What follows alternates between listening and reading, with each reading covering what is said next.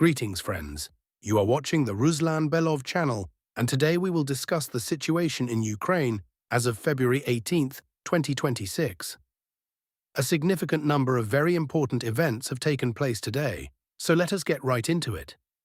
The line of contact, sector-by-sector breakdown.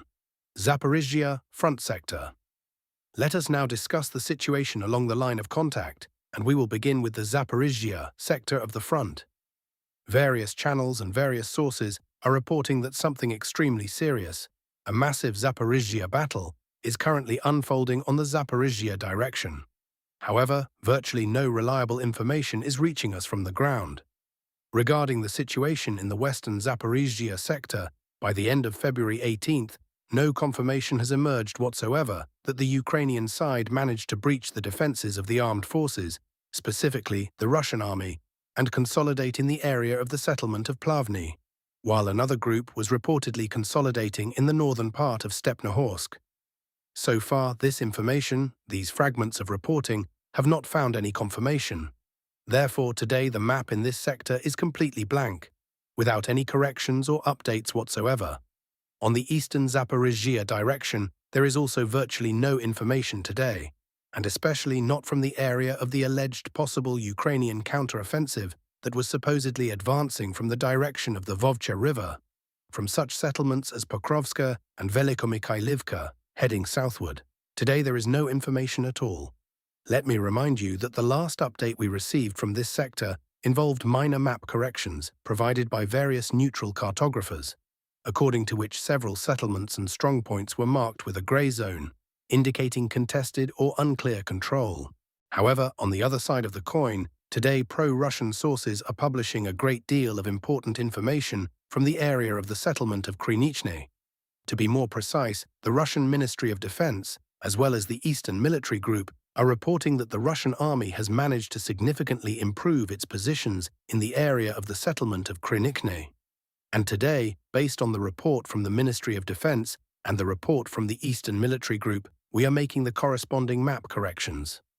Here is how the map in this direction looked just yesterday, on February 17th. Let me remind you that prior to this, Russian units had already managed to improve their positions in the areas of Starokrynka and Tsivetkovo, effectively encircling the network of strongpoints in the Krynichne area in a pincer movement. And today, information is coming in that the Ukrainian army was forced to pull back from this line further westward toward the settlement of Verkhnya Tersa. This is actually an extremely important development in the context of the further advance toward the settlement of Orkiv, as well as toward Verkhnya Tersa. We can clearly see that the Russian army has completed the formation of a bridgehead along the railway line running from the area of the settlement of Dorozhnanka, southward and northward through Zaliznukne, Starokrynka, and Tsivetkovo. That is to say, the bridgehead has been formed along the railway corridor, and now, apparently, from these elevated positions, the Russian army will begin moving westward, including in the direction of such settlements as Verkhnya Tersa, Hirka, and through the network of strongpoints toward Huliapolska. So beginning from the railway line and moving further west, this is already, shall we say, the classic Orkiv offensive direction. This is no longer something like a Huliapolsky operation or a Zaparisia operation. This is the Orkiv direction proper. The distance from the railway line to the settlement of Preobrazhenska, which is part of the Orkiv agglomeration, is approximately 26 kilometers. Let us do some simple arithmetic together. From the settlement of Huliapol, 26 kilometers brings us to approximately the area of Novopol and Zelene Pol. That is the distance that the Russian army covered during 2025, in roughly 2 to 3 months, somewhere in that range. So based on these simple calculations, we can reasonably project that February, March, April. By the end of April, active fighting for the city of Orkiv will most likely begin. And again, let us recall the statements that were, shall we say, declared today by the participants of the negotiation process. The Russian side agreed to provide a single-day ceasefire at the moment when the referendum vote takes place. That means precisely during the next 60 days, during this Orkiv-Zaparisia offensive, this is where the most active offensive operations and the most intense combat will most likely unfold. Only on the day of the vote, it appears, will combat operations be paused, but the Russian army continues its advance. There is still no information from the direction of Verkhnya Tersa. There are several pieces of aerial reconnaissance footage from west of the railway line. In these, we can observe the already active work of Russian artillery crews and aviation striking Ukrainian armed forces positions out in the open fields. That is to say, the bridgehead is already being actively prepared and processed for a forthcoming large-scale offensive push. Dobropilia front sector. Next, we move to the Dobropilia sector of the front. Here, the Russian army is actively advancing in the area of the settlement of Hryshine, as well as in the direction of Vodyanska mine number 2. Today, from these areas, as you can see over the past 24 hours, map corrections are being registered. Russian aviation is actively working over Hryshine, and the strikes are being concentrated primarily on the northern and northwestern parts of the settlement. In other words, we can observe how, gradually, from the very start of combat operations, the aviation focus has been shifting further and further from the southeastern outskirts toward the northwestern ones, which, in principle, indirectly confirms that the Russian army, even if through heavy fighting, is gradually advancing toward the perimeter of this settlement in its northwestern section. Costantinovka front sector. We then move toward Costantinovka, where the breakthrough of Ukrainian armed forces defenses continues in the southwestern part of the city. Let me remind you that the offensive in this sector of the front began approximately on February 12, 2026. It was on that day that aerial control footage was published, showing the Russian side destroying 2 large bridges located in the northern and central parts of the settlement of Costantinovka. And immediately after these bridges were damaged, or even completely destroyed, map corrections began to appear. First, Russian units managed to gain a foothold in the network of strongpoints positioned along the city perimeter.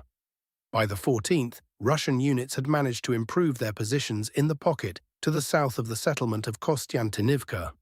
On the 15th, information appeared confirming Russian units being registered and fixed in the southwestern part of the city. Here you can see the breakthrough line itself. This is how the map was being corrected between February 15th and 16th, 2026. On February 17th, information came in that virtually the entire southwestern part of the settlement was under confident Russian control, and the first video materials began to be published showing massive aviation bomb strikes against the so-called Costantinovka Citadel, which also lies directly in the path of the advancing Russian units. And already on the 18th, an additional map correction is being made, according to which the Russian army is consolidating on the territory of the western Costantinovka Citadel. This is the most powerful fortified area of the Ukrainian armed forces within the entire city. Pay attention to the sheer number of buildings, high-rise buildings, and it is precisely for these that the most fierce and brutal urban combat is now taking place. Sloviansk front sector. Next, we move to the Sloviansk sector of the front. Here, the situation is without significant changes. Russian units are gradually pushing the front line in the direction of the settlement of Mykolaiivka. Today, several pieces of footage have already appeared from the territory of the large forested area situated east of Mykolaiivka. In these, we can observe the Russian side gradually striking Ukrainian armed forces positions within this forest zone, which also indicates that the artillery focus, first and foremost, is gradually shifting westward. This most likely corresponds to a certain pace of advancement by Russian units on the ground as well. Northern directions, Sumy sector. Next, we move to the northern directions. Today, the most important news is coming to us from the Sumy sector of the front. Today, there is a map correction on the territory of the settlement of Kondrativka. Ukrainian sources are publishing video materials showing FPV drone operators striking Russian assault troops advancing through the settlement. Based on these video materials, we are making the appropriate correction. That is to say, clear facts and evidence have now emerged that the fighting for Kondrativka is indeed taking place, and that the Russian army is intensifying its pace of advance there. The M02 highway corridor, northeastern Ukraine. And the most fascinating news is coming to us from the very northeastern tip of Ukraine, from the territory along the M02 highway. Today, sources are reporting the Northern Military Group first and foremost, as well as the Russian Ministry of Defense, that Russian units have, over the past 24 hours, managed to significantly and substantially improve their positions along the state border in the area of the settlement of Kharkivka. Based on the report of the Ministry of Defense and the Northern Military Group, we are making the corresponding correction. Initially, I had assumed that the Russian army would be moving northward, in the direction of Chervona Zoria and Babilivka. It is possible that in the near future, movement in this direction will also be present. However, right now, the impression is forming that the Russian army is moving precisely parallel to the large, dense forested area running between the settlements of Studenok and Sidorivka.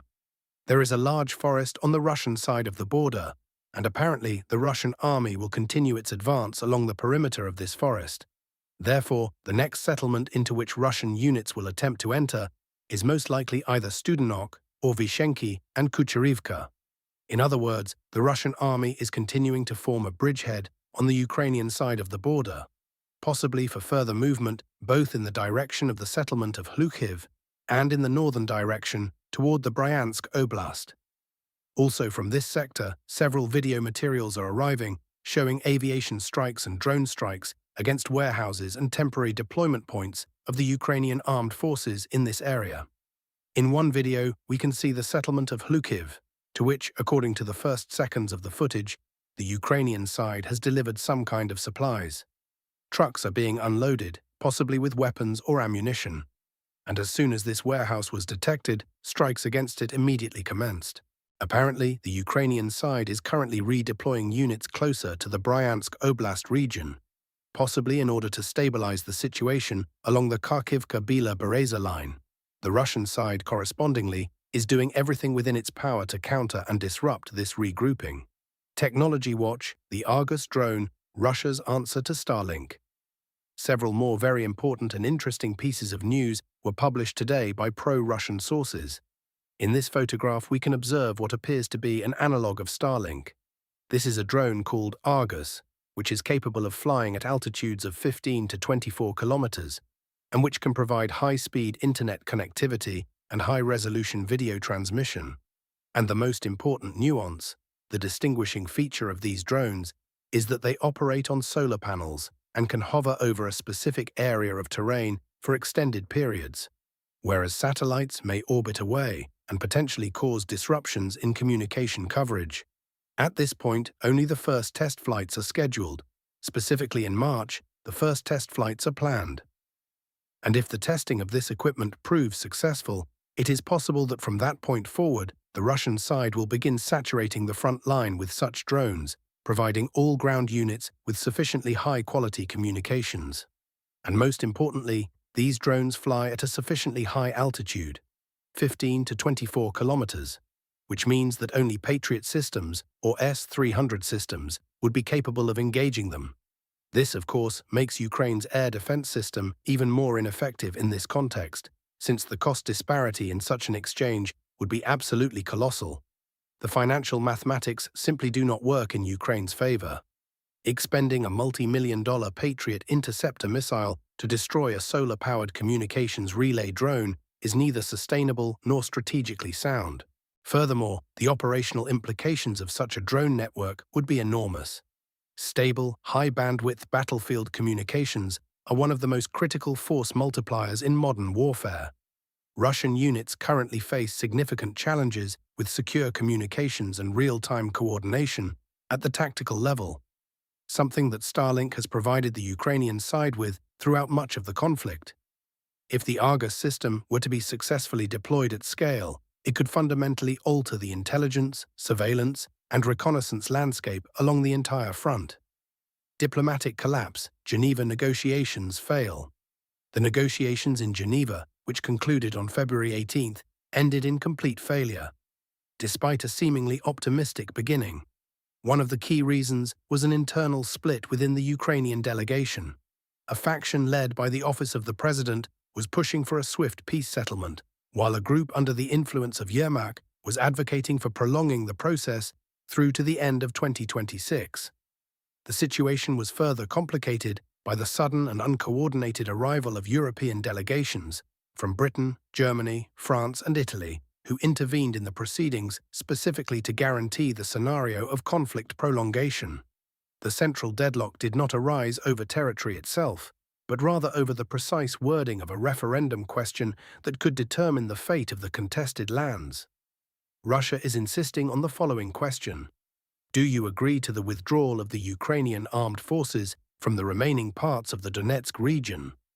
Zelensky is categorically opposed to this formulation, arguing that the Ukrainian population would answer no, which would effectively guarantee the continuation of the war. He is instead proposing his own version. Do you agree to a freeze along the current line of front?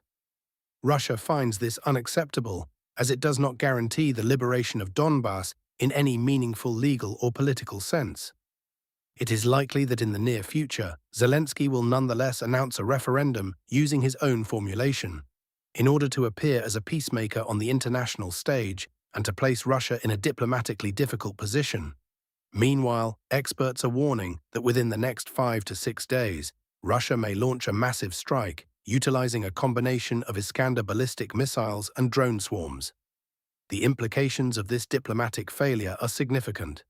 Both sides entered Geneva with fundamentally incompatible red lines, and the European interventions, rather than helping to bridge those gaps, appear to have hardened positions further. Whether a new round of negotiations will be scheduled in the coming weeks remains unclear. What is clear is that on the battlefield, neither side is showing any signs of slowing down, and the pace of Russian advances in multiple sectors suggests that Moscow sees little incentive to make major concessions at the negotiating table when it continues to achieve incremental but consistent territorial gains on the ground. And that is all for today, dear friends. Thank you for watching.